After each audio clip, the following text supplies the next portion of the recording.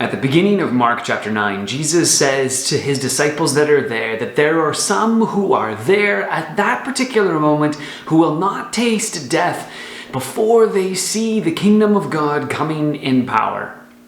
Now, in some ways, we say that Jesus' kingdom has not come in all of its fullness, and yet all of those disciples who heard that have died. So what is Jesus talking about?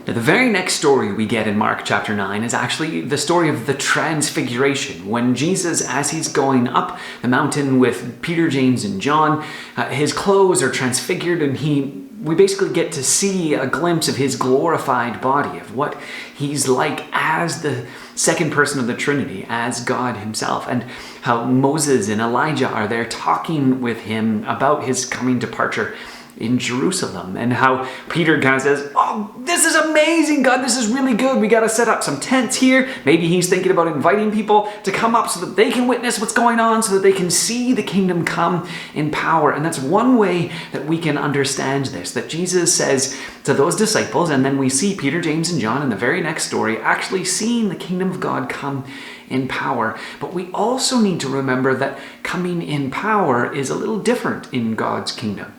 Now, we'll probably talk about this later in the series on the book of Mark, but in Mark chapter 10, verse 42, Jesus calls his disciples and says to them, "You know that those who were regarded as rulers of the Gentiles lord it over them. The high officials exercise authority over them. Not so with you," he says. "Instead, whoever wants to become first must be your servant. Whoever wants to be first must be the slave of all. For even the Son of Man," Jesus himself, "did not come to be served, but to serve, and to give his life as a ransom for many." And this is what we see in this gospel, or in this book of Mark, as we move from this recognition that Jesus is king to what this king is like. He is a king who came to serve and calls us to be the same. And so the glory that the people see of the kingdom coming in power, is not a power that is able to defeat the enemies and murder all of those who are in opposition to him, but is instead a power that is willing to serve and to sacrifice and to give of himself so that others may have life. And this is what we are called to as well.